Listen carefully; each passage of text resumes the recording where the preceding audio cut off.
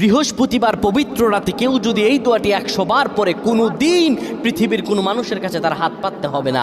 পৃথিবীর সব কিছু তার পায়ের নিচে আল্লাহ হাজির করে দিবেন। দারিদ্রতা থেকে মুক্তি দান করবেন, বিপদ আপদ থেকে মুক্তি দান করবেন, তার সম্মানকে সুউচ্চতা দান করবেন, অসুস্থতা থেকে দূরে রাখবেন। আল্লাহর অশেষ দয়া ও রহম তাকে দান করে দিবেন। সুবহানাল্লাহ। বৃহস্পতিবার রাত এটি গুরুত্বপূর্ণ রাত। এই রাত সপ্তাহে একদিন আসে।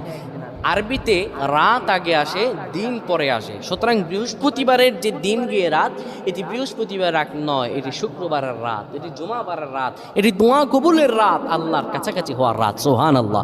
এই বৃহস্পতিবার রাত আল্লাহ তাআলা বান্দার দোয়া কবুল করেন।